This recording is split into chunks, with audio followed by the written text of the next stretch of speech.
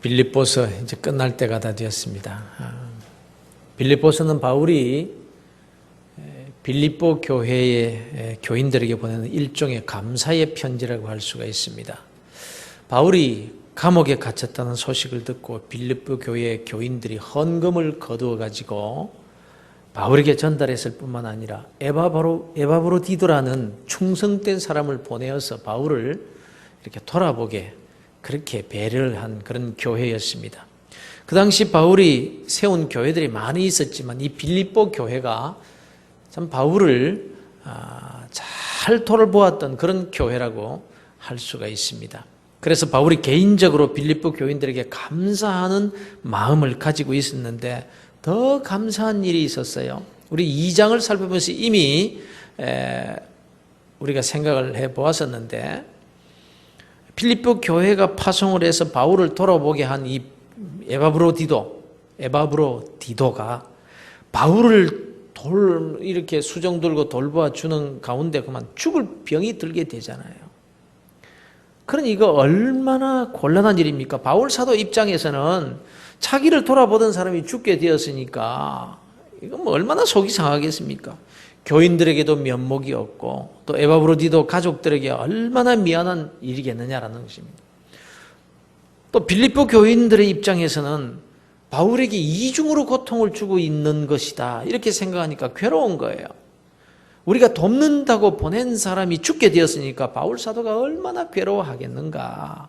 또 에바브로도 자신에게는 물론이고 에바브로디도의 그 가족들에게 이 교인들이 정말 그야말로 못할 짓을 하고만 결과가 되고 말았으니까 바울에게도 그렇고 에바브로디도와 그 가족들을 생각하니까 교인들은 교인들대로 이 기가 막히는 그런 일이었다라는 것입니다. 또 이 충성스러운 에바브로디도의 입장에서는 괜히 자기 때문에 바울 사도를 괴롭히게 되었죠. 교인들에게 염려를 끼치게 되었으니까 죽는 거야. 천국 가면 그만이지만 내가 모든 사람들을 저는 괴롭게 하는구나.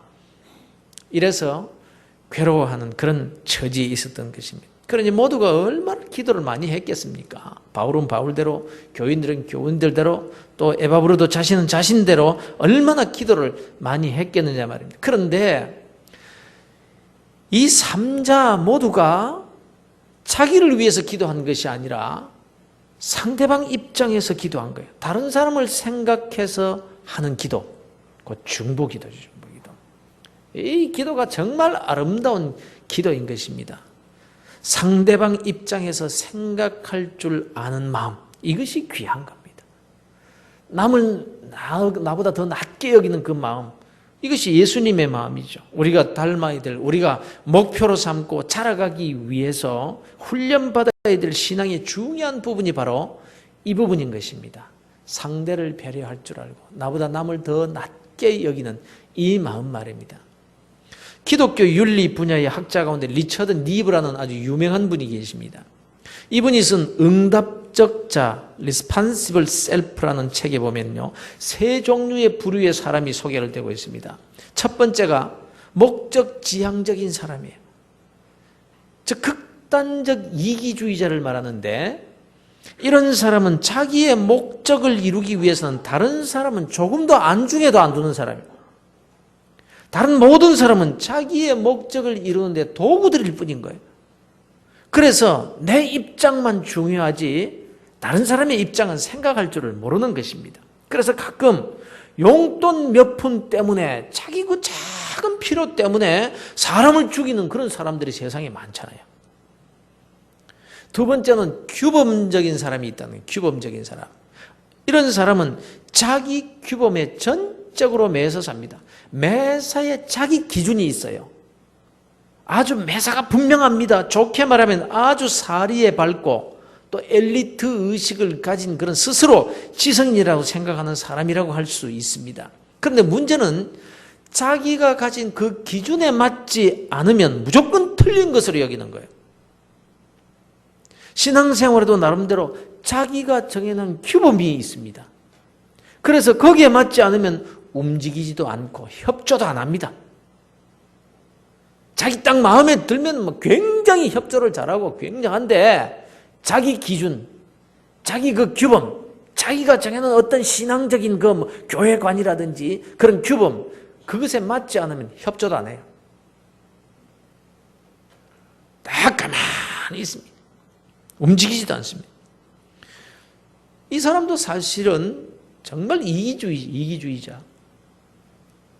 심지어는 자기가 정해놓은 규범에 성경도 갖다 거기에다 맞추려고 합니다. 그러니까 누가 뭐라고 해도 끄떡도 안 하는 거예요. 이런 사람은 평상시에는요, 나무랄 데가 없어요. 좋을 때 보면 엄청나게 좋아요. 아주 모범적인 사람입니다. 그런데 한번 틀어지면 돌이키기가 불가능할 정도로 이런 사람이 있다. 세 번째 사람입니다. 세 번째는 어떤 사람인가? 책임적 자아를 가진 사람이라는 거예요. 즉 다른 사람에 대한 책임의식을 가지는 사람. 가난한 자를 보면은 내가 도와야 하는데 돕지 못한 것에 대해서 마음 아파합니다. 다른 사람이 실수를 하면 내 책임도 있다고 생각하는 거예요. 그래서 다른 사람이 실수를 했으면은 그것도 내 책임도 있다라는 생각 때문에 덮어주려고 하고 그 일을 조용히 처리하려고 하고 상처받지 않고 해결할 수 있도록 도와주게 되는 것입니다. 상대방의 입장을 생각하고는 여러 사람이 있는 데서는 드러내지도 않고 입술을 꼭 다물 줄 알고 상대를 배려할 줄 아는 사람. 내 자식 대학에 합격해서 참 좋지만 떨어진 자식을 가진 부모를 생각해서 말을 조심합니다. 아무리 내가 옳고 내 방법이 최선이라고 해도 다른 사람의 입장에서 생각해서 자기 주장을 고집하지 않습니다. 이것이 책임적인 자아를 가진 사람. 이런 사람이 그리스도인의 모습이 되어야 된다 하는 것입니다. 바울과 빌립보 교회와 에바브로디도 이 아름다운 관계야말로 오늘날 우리 교회 공동체가 본받아야 될 모범이라 이렇게 말할 수가 있는 것입니다. 아무튼 하나님께서 이들의 이 아름다운 서로를 위한 이 중보의 기도를 기쁘게 들으시고 에바브로디도를 살려주신 거예요. 그러니 죽어가던 에바브로디도가 깨끗이 나와서 병상에서 벌떡 일어났을 때 가장 기뻐한 사람이 누구였겠습니까? 아마 에바브로디도 자신보다도 바울이었을 것입니다. 그래서 바울이 얼마나 좋았던지 얼마나 감사했던지 당장 에바브로디도를 먼저 빌립보부터 보내는 거예요. 빌립보로야. 염려하고 걱정하며 기도하는 그 빌립보 교인들에게 이 기쁜 소식을 빨리 전하고 싶어서 편지를 쓰고 바로 그 죽다가 살아난 에바브로디도 손에 그 편지를 쥐어서 보낸 거예요. 그래서 이 빌립보서를 보면 바울이 빌립보 교인들에게 구체적으로 감사하는 그 내용을 많이 적고 있습니다. 그런데 이 바울의 감사는 단순히 개인적으로 빌립보 교인들과 주고받는 그런 교제의 감사가 아니라 빌립보 교인들과 하나님과의 관계로 승화시켜서 말씀하고 있는 거예요. 다시 말씀드리면 빌립보 교회 교인들이 바울을 섬기고 사랑했던 그 일들이 어떤 영적인 의미를 가지고 있느냐를 가르쳐주고 있는 거예요. 그런데 본문 4장 14절에 보면요, 이런 빌립보 교회가 바울을 위해서 했던 일들을 가리켜서 뭐라고 하고 있는가 하면은 너희가 내 괴로움에 함께 참여했다 이렇게 말하고 있습니다. 그런가 하면 1장 7절에서는 너희가 나와 함께 은혜에 참여했다 이렇게 말씀하고 있는 거예요. 바울이 복음을 전하면서 당한 고난이 얼마나 많습니까? 그런데 빌립보 교회 교인들도 바울이 고난받을 때 함께 고난받았다고 말씀하고 있는 거예요. 빌립보 교인들이 언제 바울과 함께 고난을 받았습니까? 본문의 의미가 이겁니다.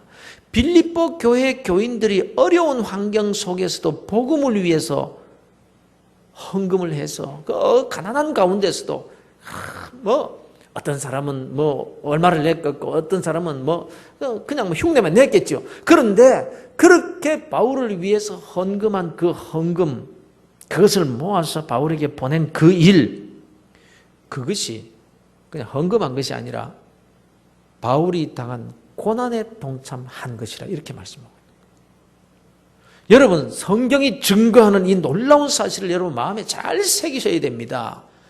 자, 이 뜻입니다. 바울이 매 맞을 때 빌립보 교인들도 매를 함께 맞았다는 거예요. 아니, 언제요? 바울이 매 맞을 때 언제 빌립보 교인들이 매를 맞았습니까? 빌립보 교인들이 언제 갇혔으며 바울이 정말 어려운 가운데 빠졌을 때, 절망 가운데 빠져서 신음할 때 언제 빌립보 교인들이 같은 그런 고난을 당했냐면 언제 빌립보 교회 교인들이 감옥에 갇혔습니까? 그런데 본문이 이렇게 말씀하고 있는 거예요. 빌립보 교회 성도들이 정성껏 헌금해서 바울을 도왔던 그 일이 바울이 복음을 위해서 당한 모든 고난에 함께 동참한 일이 된다. 이렇게 말씀을 하고 있는 거예요. 그러니 여러분, 우리가 예를 들어서 선교 헌금을 한다. 한번 생각해 보세요. 이거 대수롭지 않은 것 같지만 성경은 증거하기를 선교사들의 고난에 동참하는 일이라는 것입니다. 그러니 여러분 할만하잖아요. 예를 들어 보십시다. 아프가니스탄의 샘물교회 젊은 청년들을 파송을 해서 거기에서 순교당한 젊은이들이 있습니다. 우리 신목사님 비롯해서. 그런데 그들이 우리 단기 선교 갈 때 보통 그러잖아요. 단기 선교 갈 때 후원하잖아요. 안 하시는 우리 교회도 하죠. 아이들이 찾아다니면서 무슨 카드 만들어 가지고 이렇게 해가지고 이렇게 성도들로부터 이렇게 좀 모금을 해서 자기들도 내고 자기들도 아르바이트 해가지고 모으고 이렇게 해가지고 단기 선교를 나가요. 그런데 그때 샘물교회에서 아프가니스탄에 파송했던 그 선교팀을 위해서 헌금하셨던 분들, 그들을 가리켜서 너희들도 같이 거기 가서 순교했다. 그 몇 푼 내놓고. 그런데 하나님은 그렇게 인정해 주신다. 할만하잖아요?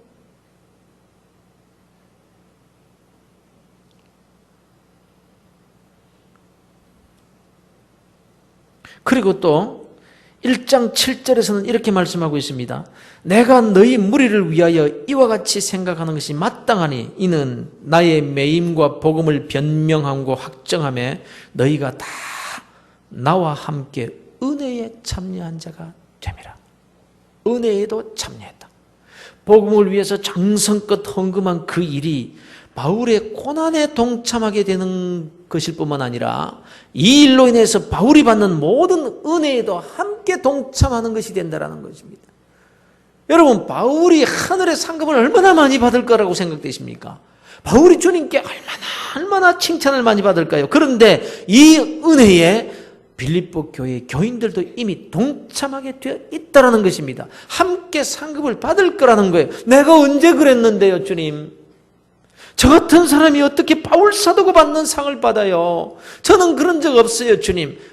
이럴 때 아니, 너도 바울과 함께 일했고 바울과 함께 고난 당했느니라. 그래서 바울과 함께 은혜도 받는 것이니라. 이것이 하나님께서 주신 상급의 성격이라는 거예요. 우리의 신앙생활이라는 것, 우리의 헌신이라는 것, 이거에 우습게 보면 안 되는 거예요. 우리 작은 건 하나, 냉수 한 그릇이라도 주의 이름으로 대접하는 자는 결단코 상을 잃지 않을 것이라. 주님의 마음을 아시겠습니까? 우리의 작은 수고, 우리의 작은 정성으로 드리는 그 봉사, 그걸요, 하나님은 엄청나게 크게 생각하신다. 이걸 우리가 알아야 된다는 것입니다.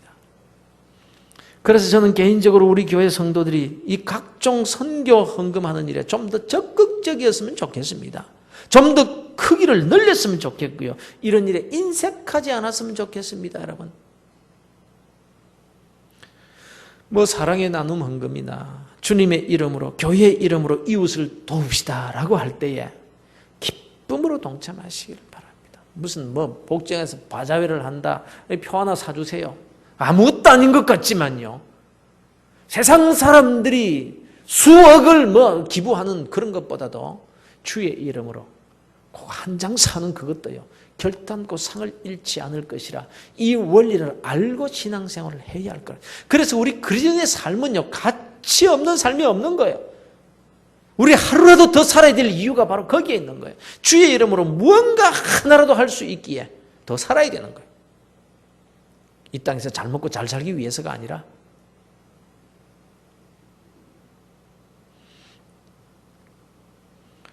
사랑하는 성도 여러분, 우리가 이렇게 헌금을 한다, 봉사를 한다, 이것이 단순히 어려운 이웃을 도와주는 것에 그치는 것이 아니라 이것이 곧 하나님과의 관계의 일이 되기 때문에 중요한 거예요, 여러분.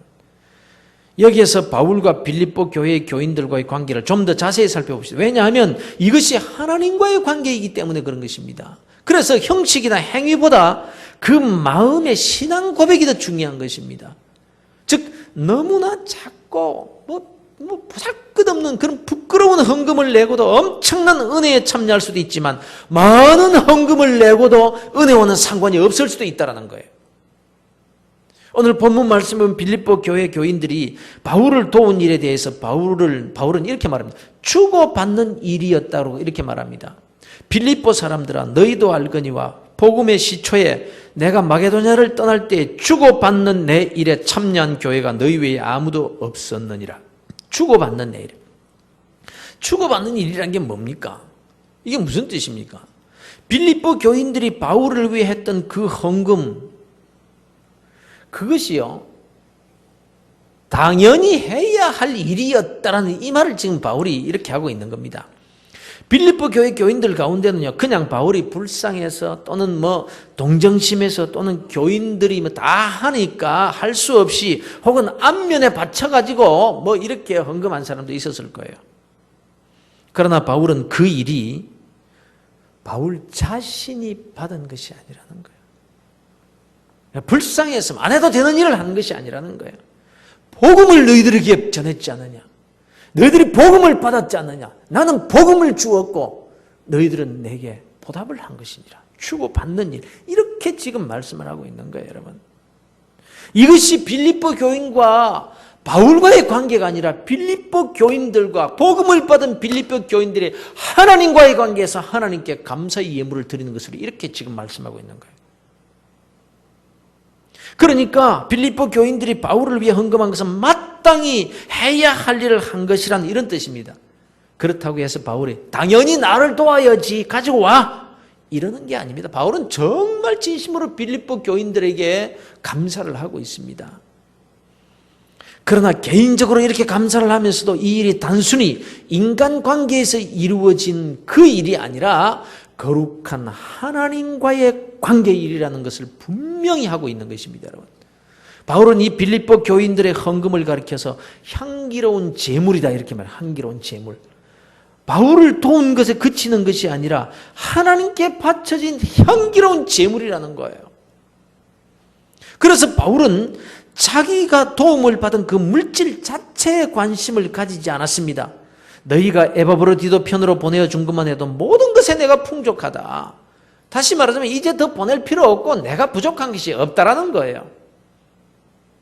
여러분, 감옥살이 하는 사람이 뭐가 그렇게 풍부했겠습니까? 그럼에도 불구하고 바울은 내가 선물을 구함이 아니다. 내가 너희들에게 무엇을 받고자 하는 것이 아니다. 나를 위해서는 필요 없다라는 거예요. 그럼에도 불구하고 이렇게 말합니다. 내가 선물을 구함이 아니요 오직 너희에게 유익하도록 과실이 번성하기를 구함이라. 바울이 말한 뜻을 아시겠습니까? 나 개인적으로는 더 받아야 필요가 없다. 내가 부족한 것이 없다. 너희들을 위해서, 너희들의 삶의 과실이 풍성하도록 하기 위해서, 하나님께서 너희의 모든 필요를 채우실 수 있도록 해주기 위해서, 그래서 너희들 이 일 멈추지 말고 계속하라는 거예요. 계속해서 복음을 위해서 물질로 도우라는 것입니다. 나를 위해서가 아니라 너희 자신들을 위해서. 나는 필요 없어. 나는 더 안 받아도 돼. 그런데 너희들은 그 일을 계속해야 돼. 왜냐하면 너희들이 하나님께 은혜를 받기 위해서. 제가 목사 초년생 시절 때 저를 아껴주셨던 목사님께서 늘 하셨던 말씀이 생각납니다. 가난한 집에 신방을 갔을 때 기억해. 그 집에는 뭐 대접할 것도 없고 아무것도 없어서 내어놓을 것도 없는 집에 가서 뭘 달라고 하겠냐? 뭐 음식을 내놓으라고 하겠느냐? 그런데 아무리 가난한 집에 갔지라도 그냥 나오지 마. 절대로 그냥 나오지 마. 아무것도 없으면 찬물 한 그릇이라도 떠오라 그래가지고 그 그릇 들고 축복기도 해주고 와. 그냥 나오면 안 돼. 그렇게 가르치더라고. 그 가정에 하나님으로부터 축복받을 근거를 남겨야 되지 않느냐. 네가 목이 말라서가 아니고 네가 배가 고파서가 아니라 그들을 위해서. 이게 바울의 마음이라는 것입니다. 그러면서 주님께서 말씀하셨던 마태복음 10장 40절 이하의 말씀을 늘 인용하셨던 것이 기억이 납니다. 예수님께서 12제자를 파송하면서 하신 말씀이죠. 너희를 영접하는 자는 나를 영접하는 것이요 나를 영접하는 자는 나를 보내신 이를 영접하는 것이니라. 선지자의 이름으로 선지자를 영접하는 자는 선지자의 상을 받을 것이요 의인의 이름으로 의인을 영접하는 자는 의인의 상을 받을 것이요 또 누구든지 제자의 이름으로 이 작은 자 중 하나에게 냉수 한 그릇이라도 주는 자는 내가 진실로 너희에게 이르노니 그 사람이 결단코 상을 잃지 아니하리라. 그런 거로 여러분 우리가 지혜롭게 살아야 되는 거예요. 꼭 선교사가 되지 않아도 선교사의 상을 받을 수 있습니다. 순교하지 않아도 순교자의 상을 받을 수가 있고 풀타임으로 복음을 위해 일하지 않아도 같은 상급을 받을 수 있다는 점을 알아야 된다는 거예요. 지혜롭게 신앙생활하자. 그런데 이런 일들이 하나님을 기쁘시게 드리는 향기로운 제물이 되기 위해서 명심해야 될 점이 있습니다. 이사야 1장에 보면 하나님께서 말씀하기를 헛된 재물을 내게 가져오지 말라 그랬어요. 난 그거 아주 싫어한다 그랬어요. 그러니까 재물도 하나님을 기쁘시게 드리는 하나님께서 기뻐 받으시는 재물이 있고 하나님께서 싫어하시는 받지 않으시는 그런 재물이 있다는 것입니다. 아시다시피 인류 최초의 살인사건이 어디에서 일어납니까? 바로 제사 때문에 일어납니다. 제사 때문에. 하나님께 예배드리는 것 때문에 일어납니다. 하나님께서 가인의 제사는 받지 않으시고 동생 아벨의 제사는 받으셨어요. 가인은 곡식으로 제사를 드렸고 아벨은 양의 첫 새끼와 그 기름으로 제사를 드렸는데 하나님이 가인의 제사는 받지 않으시고 아벨의 제사는 받으셨더라. 이것이 발단이 돼가지고 이제 살인사건이 일어나죠. 여러분, 왜 하나님께서 아벨의 제사는 받으시고 가인의 제사는 받지 않으셨을까요? 창세기의 기록입니다. 아담이 그의 아내 하와와 동침하며 하와가 임신하여 가인을 낳고 이르되 내가 여호와로 말미암아 득남하였다 하니라. 그가 또 가인의 아우 아벨을 낳았는데 아벨은 양치는 자였고 가인은 농사하는 자였더라. 아벨은 양을 길러서 먹고 사는 직업을 가졌고 가인은 농사를 지어서 먹고 사는 직업을 가진 자였다라는 거예요. 그런데 이 두 사람이 하나님께 제사를 드렸어요. 아벨은 양치는 자이니까 양을 감사의 제물로 드렸고 가인은 농사 짓는 사람이었으니까 곡식을 제물로 드렸다 이 말이에요. 그러면 하나님께서 이 두 사람의 제사를 받으실 것인가 받지 않으실 것인가에 대한 기준이 제물에 있었던 것일까요? 흔히 아벨은 짐승을 죽여서 피 흘린 희생 제물을 드려서 하나님께서 받으셨지만 가인은 희생의 제물이 아닌 곡식으로 드렸기 때문에 하나님께서 받지 않으셨다라고 해석을 하기도 합니다. 뭐 틀렸다고 할 수는 없겠습니다만 그렇다고 맞다고 할 수도 없는 해석입니다. 왜냐하면 곡식이라고 해서 희생제물이 아니라고 할 수 없기 때문입니다. 하나님께 드리는 제사 중 소제라는 제사가 있습니다. 곡식을 제물로 드리는 제사입니다. 그런데 그냥 곡식을 드리는 것이 아니라 이 곡식을 맷돌에 갈아서 아주 세미한 가루로 만들어서 드리는 제사입니다. 우리의 죄로 인해 소재처럼 완전히 부서져야 되는 것을 상징으로 하고 있는 것입니다. 어린 양 예수 그리스도의 제물 되심을 상징하는 것으로 해석을 한다고 합시다. 아벨의 제사는 짐승을 잡아서 피 기쁘름의 희생 제물로 드렸으니까 어린 양 예수 그리스도의 그 피를 상징하는 그런 제물이라고 합시다. 그러면 가인의 제사는 희생 제물이라고 할 수 없느냐? 주님께서 우리의 죄를 담당하시고 곡식이 맷돌에 갈리듯이 그렇게 갈리면서 고난을 받으시되 우리가 당해야 될 그 영혼과 육체적 고통을 다 당하십니다. 그냥 적당히 고난받으신 거 아니라 깨어지고 부서지고 깨어지고 맷돌에 갈린 가루같이 희생제물이 되셨습니다. 이것이 소재의 의미입니다. 소재. 가인과 아벨의 제물의 종류 때문이 아닌 거예요. 양치기가 양으로 하나님께 감사를 드리는 것이고 농부가 힘써 거둔 소산의 곡식으로 감사의 제물을 하나님께 드리는 것은 자연스러운 일이에요. 당연한 일이에요. 그렇다면 문제가 뭘까요? 히브리서에서 이렇게 기록하고 있습니다. 믿음으로 아벨은 가인보다 더 나은 제사를 하나님께 드리면 제물이 아니잖아요. 양으로 아벨은 가인보다 더 나은 제사를 드렸다가 아니에요. 믿음으로 아벨은 가인보다 더 나은 제사를 하나님께 드림으로 의로운 자라 하시는 증거를 얻었으니 하나님이 그 예물에 대하여 증거하심이라. 저가 죽었으나 그 믿음으로써 오히려 말하느니라. 문제는 믿음에 있었다는 거예요. 믿음에.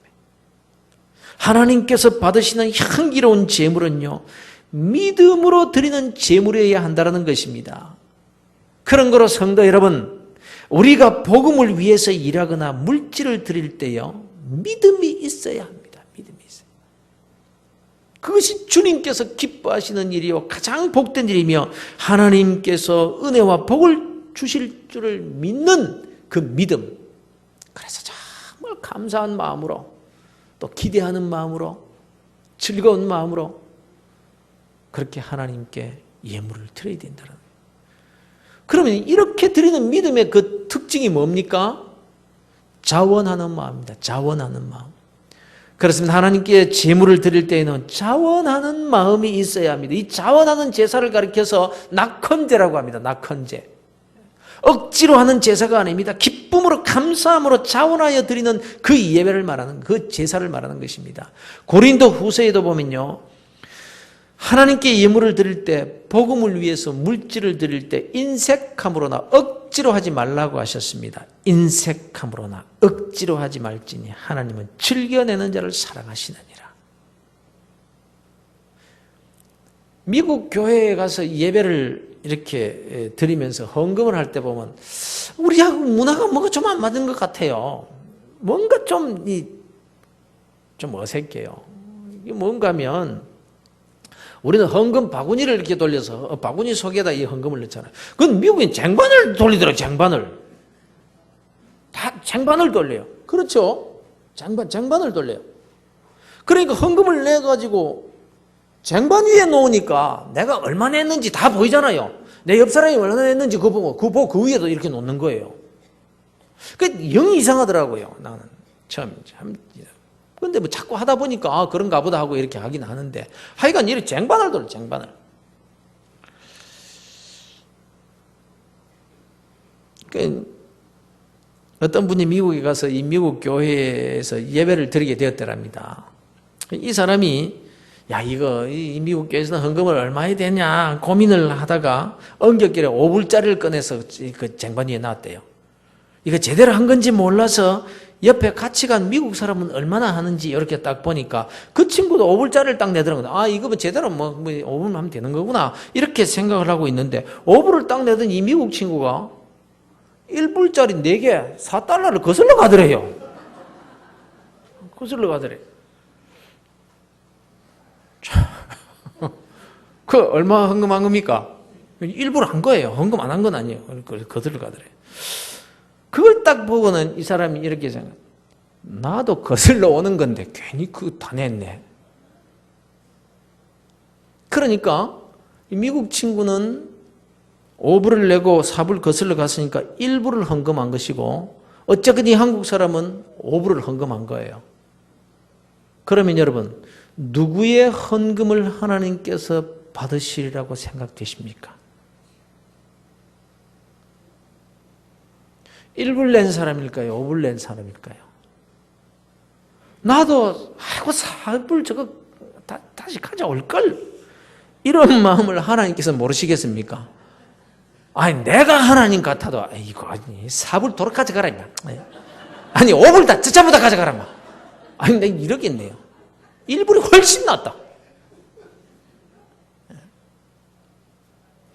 우리가 복음을 전하는 일에 참여하는 일, 또 물질로 봉사하는 일, 여기에 자원하는 마음이 있어야 돼요. 자원하는, 감사한 마음과 기쁨으로 해야 하는 것입니다. 이 자원하는 마음이 여러분에게 충만하시기를 주의 이름으로 축원합니다. 사랑하는 성도 여러분, 바울의 이 메시지를 우리가 받으십시다. 이 빌립보서는 빌립보 교인들에게만 쓰여진 서신이 아닌 거예요. 성경입니다. 성경. 하나님께서 시대를 뛰어넘어서 오늘을 살아가는 저와 여러분에게 주시는 말씀인 거예요. 그러니 여러분 이 말씀을 기억하세요. 오직 너희에게 유익하도록 과실이 번성하기를 구하노라. 이것이 바울이 빌립보 교인들을 향한 축복의 메시지인 겁니다. 그리고 오늘 저와 여러분을 향한 축복의 말씀이기도 합니다. 오직 너희에게 유익하도록 과실이 번성하기를 구하노라. 여러분의 남은 생에 각종 은혜와 축복의 과실이 번성하시기를 주 예수 그리스도 이름으로 축원합니다. 바울은 또한 이렇게 축복합니다. 나의 하나님이 그리스도 예수 안에서 영광 가운데 그 풍성한 대로 너희 모든 쓸 것을 채우시리라. 그렇습니다. 여러분, 바울의 하나님은 저와 여러분의 하나님인 줄로 믿으시기를 바랍니다. 아브라함의 하나님, 이삭의 하나님, 야곱의 하나님이 바로 우리의 하나님이십니다. 우리가 이 땅에 사는 날 동안 앞으로 몇 년을 더 살든지 신앙생활 하면서 살아야 됩니다. 지난 주일에도 말씀드렸습니다. 우리는 어차피요 교회 생활해야 돼요. 교회를 떠나서는 아무런 의미도 없는 존재들이에요. 우리는 교회입니다. 우리 자신이 교회예요. 그러니 여러분, 이렇게 3일 밤 예배까지 나오실 정도의 믿음을 가진 성도 여러분 아니세요? 여러분 하나님 사랑하시잖아요. 주님의 은혜에 감사하시는 분들이시잖아요. 오늘도 내일도 내 생명 다하는 그날까지 성령 충만한 삶을 살고 싶어 하시는 분들 아닙니까? 그러니 어차피 해야 할 신앙생활, 어차피 복음을 위해서 주의 영광을 위해서 헌신하고 기도하고 또 각종 헌금도 해야 되고 봉사하실 텐데, 그렇게 하실 때 받으실 만한 향기로운 제물을 하나님께 드려서 하나님을 기쁘시게 해드리는 복된 그리스도인들 되시기를 바랍니다. 기왕에 내고도 나는 싫다, 그것이 아니라 아무리 작아도 참 고맙다, 참 고맙다, 하나님이 그렇게 해주시면 얼마나 좋을까요? 기왕에 우리가 하면서 살 건데. 사랑하는 성도 여러분, 이렇게 향기로운 제물을 하나님께 드리는 성도들이 되셔서 바울의 축복 그대로 하나님의 풍성하신 그 은혜를 받아서 너희 모든 쓸 것을 채우시리라. 필요의 모든 창고가 차고 넘치는 이 축복을 받아 누리시는 복된 그리스도인들 되시기를 주 예수 그리스도 이름으로 축원합니다.